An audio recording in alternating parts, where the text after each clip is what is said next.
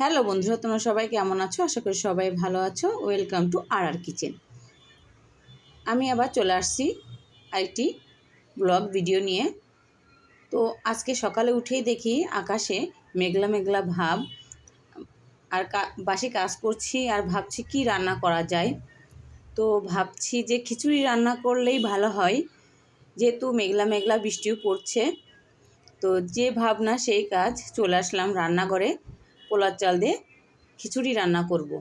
আজকে নিরামিষ খিচুড়ি রান্না করব। তো আমি মুগ ডালটা ভেজে নিয়েছি লাল লাল করে, আর ভেজে নিয়ে ধুয়ে নিব, কারণ অনেক ময়লা থাকে ডালের মধ্যে। আর ডালটা একটু সিদ্ধ করে নিব, কারণ পোলার চালের খিচুড়িটা তাড়াতাড়ি হয়ে যায়। ডালটা সিদ্ধ করে নিলে ডালটাও তাড়াতাড়ি হয়ে যাবে। তো এই তো আমি ডালটা সিদ্ধ করে নিয়েছি। আর ফোড়ন দিয়ে দিব 5 ফোড়ন। আজকে আমি নিরামিষ খিচুড়ি রান্না করব। আর আর খিচুড়ির মধ্যে দিব মিষ্টি আলু আর শুকনা মরিচ, কাঁচা মরিচটা, যেহেতু ঘরে শুকনা মরিচ নেই, শুকনা মরিচটাও দিতাম, কিন্তু নেই বিধায় আমি দিইনি। আপনারা দিবেন। এখানে আপনারা যারা পেঁয়াজ রসুন খান তারাও দিতে পারেন। এটা আমার মা গ্রাম থেকে আসবে, সে পেঁয়াজ রসুন খায় না, তো তার জন্যই বেশিরভাগ রান্না করা। আর আমি রান্না করলে তো পেঁয়াজ রসুন অবশ্যই দিতাম। তো এখন আমি চাল ডাল সুন্দর করে ভেজে নেব, অর্থাৎ 10 মিনিট ভেজে নেব। তা না হলে নিরামিষ খিচুড়িটা স্বাদ আসবে না। চালটা যত ভাজা যায় খিচুড়ির স্বাদটা ততই বাড়ে। তো এই তো আমি লবণ আর হলুদ দিয়ে ভেজে নেব। এর ফাঁকে আমি কিন্তু আদা আর জিরা দিয়ে দিয়েছি তেলের মধ্যে। এখন আমি চালটা ভালো করে ভেজে নিব, 10 মিনিট ধরে ভেজে নিব চালটা। রান্নার ফাঁকে ফাঁকে আমি অন্যান্য একটা কাজ করছি, সেটাও আপনাদের মাঝে শেয়ার করব। সেটাও আপনারা দেখে অনেকটা হয়তো শিখতেও পারবেন। তো এই তো আমার চালটা ভাজা হয়ে গেছে। এখন আমি গরম জল দিয়ে দিব। সবসময় খিচুড়ি মাংসে গরম জল দিলে টেস্টটা অনেক ভালো হয়। আসলেই আমি এরকম করে রান্না করে দেখেছি, অনেক ভালো টেস্টি হয়। তো এই তো আমি পরিমাণ মতন গরম জল দিয়ে দিচ্ছি। যেহেতু চুলায় সকালবেলা গ্যাস পাই না, উঠে একদিনও পাই না, অল্প গ্যাসে রান্না করি। তো এক চুলায় পানি বসিয়ে দিয়েছি, আর এক চুলায় এই অল্প জালে রান্না করছি। এখন ওই অল্প জালে রান্না করব, আর অন্য একটা কাজ করব, অর্থাৎ আপনাদেরকে দেখাবো আমি যে কি কাজ করছি। তো আমি ঢেকে দিয়ে রান্না করে নিব। লবণ যেহেতু কষানোর সঙ্গে হলুদ দিয়েছি, হলুদটা দিব না, লবণটা দিয়ে নিব। আর কাঁচা জিরা দিব, একটু কাঁচা জিরা আর আদা, আমার এটা দিলে ফ্লেভারটা ভালো লাগে। তো আমি নেড়ে চেড়ে নিব, নেড়ে চেড়ে রান্না করে নিব। তো এই তো আমার খিচুড়ি হয়ে গেছে। এখন গরম মশলার গুঁড়া দিব। গরম মশলার গুঁড়া দিয়ে একটু নেড়ে চেড়ে আর একটু ঢেকে চুলার পরে বসিয়ে রাখবো, যাতে মশলাটা ভিতরে ঢুকে যায়, মানে খিচুড়ির ভিতরে ঢুকে যায়।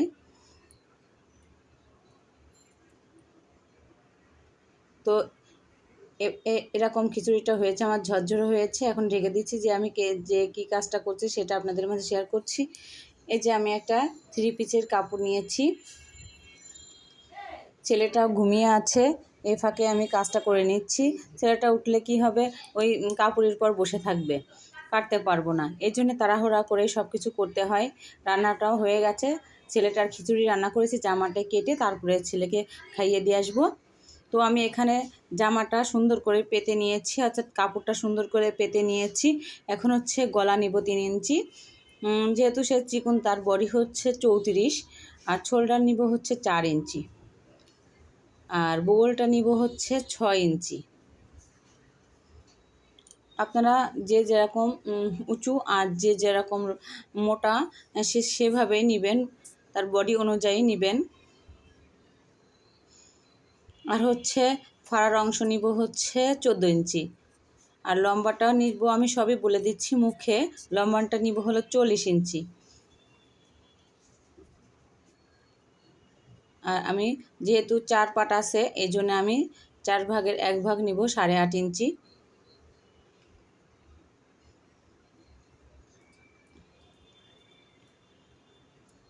তো আমার এই কাজটা দেখে আপনারাও অবশ্যই শিখতে পারবেন আশা করি। এখন আমি এই যে মাপটা নিয়ে শেপ দিয়ে দিচ্ছি। আর তার পেট হচ্ছে 30 ইঞ্চি, অর্থাৎ 30 ইঞ্চির অর্ধেক।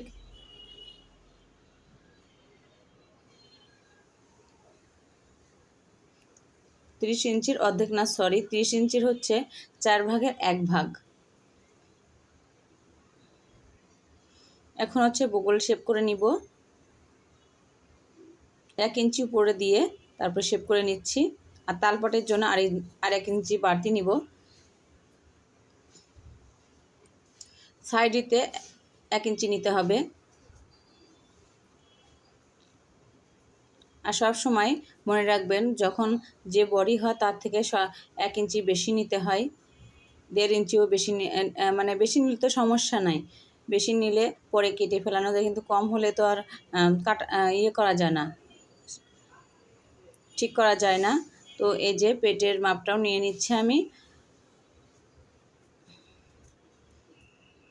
এখন হচ্ছে আমি ঘের নিচ্ছি হচ্ছে 12 ইঞ্চি, আর এক্সট্রা নিচ্ছি 1 ইঞ্চি, আর হচ্ছে আমি হাফ ইঞ্চি উঠিয়ে নিব, তাহলে আমার বানানোর সময় ঝুলে যাবে না। তো আমি দুইবার তিনবার আপনাদের মাপ করে দেখাচ্ছি। আমি পেটের মাপ আর হচ্ছে ফাড়ার মাপ আবার মাপ করে নিচ্ছি।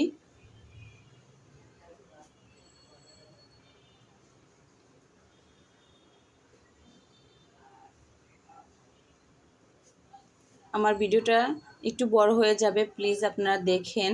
আর যদি ভালো লেগে থাকে please please please like, comment, share, subscribe করবেন। এখন আমি শেপ দিয়ে নিব। আমার চকটা একটু দেখা যাচ্ছে না, শেপটা।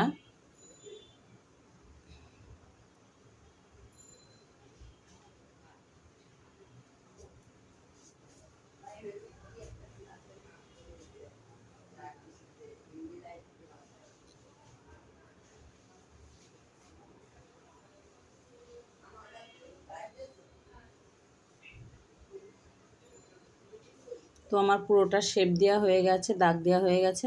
এখন হচ্ছে আমি কেটে নেব।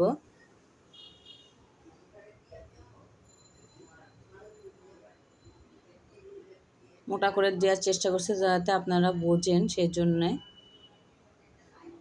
তো আমি আবার মাপটা দেখিয়ে দিচ্ছি। আমি হচ্ছে 40 ইঞ্চি নিয়েছিলাম, এখন ক্যামেরাটা ঘুরিয়ে নিচ্ছি।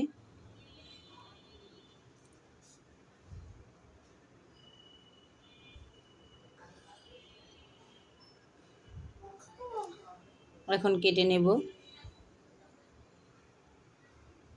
এভাবে করে হাফ ইঞ্চি উঠিয়ে নিতে হবে।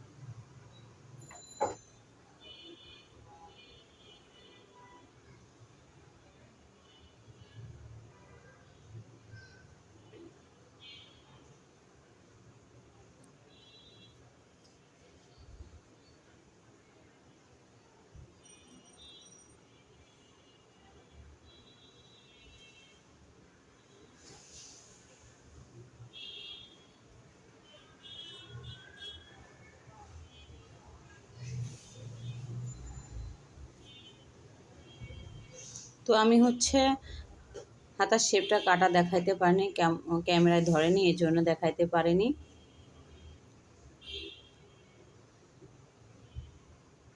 তো আমার কামিজ কাটাটা কেমন হয়েছে প্লিজ কমেন্ট করেন।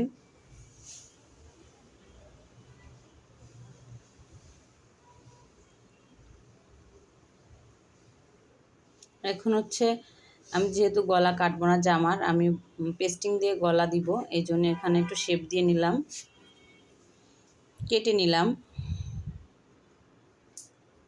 এখন হচ্ছে তালপাট কাটার জন্য আমি ভিতরের যে মানে পেছনের সাইডের যে কাপড়টা সেটা আমি হচ্ছে সরিয়ে রেখে এখন হচ্ছে তালপাট কেটে নেব।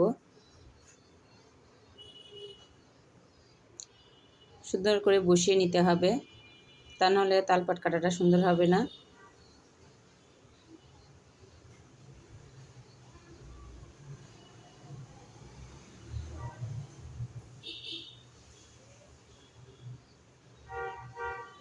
আশা করি পুরো ভিডিওটাই দেখবেন, অবশ্যই আপনারাও কাটতে পারবেন।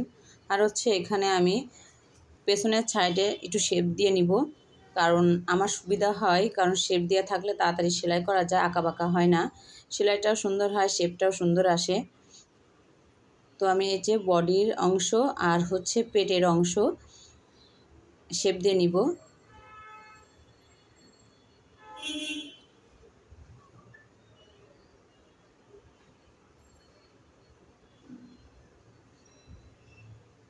আর ফাড়ার অংশও শেপ দিয়ে নিব।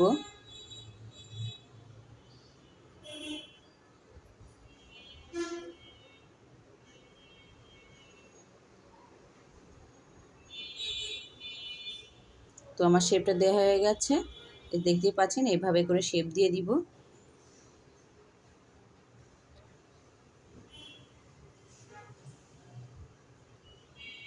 হয়ে গেছে। এখন হচ্ছে হাতাটা কেটে নিব। হাতার লম্বাটা হচ্ছে আমি নেব 14 ইঞ্চি। হাতে একটু কুচি হবে, কুচি হাতা হবে, এই জন্য 14 ইঞ্চি নেব। অনেকে 16 ইঞ্চি নেয়, যারা 3/4 হাতা তৈরি করে তারা হচ্ছে 16 ইঞ্চি নেয়। আমি এখানে হচ্ছে 14 ইঞ্চি নিব। আর হচ্ছে 1 ইঞ্চি থাকবে হচ্ছে কুচি, যেহেতু সে অনেকটা চিকুন, তার হয়তো এটাই হয়ে যাবে। তো আমি এখানে যে হাতার হাতার ঘেরটা নিচ্ছি হচ্ছে 5 ইঞ্চি, আর মানে 4 ভাগের 1 ভাগ। আর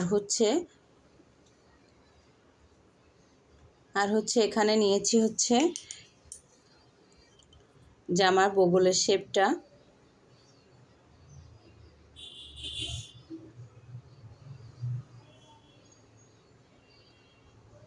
তো এভাবে করে শেপ করে কেটে নেব।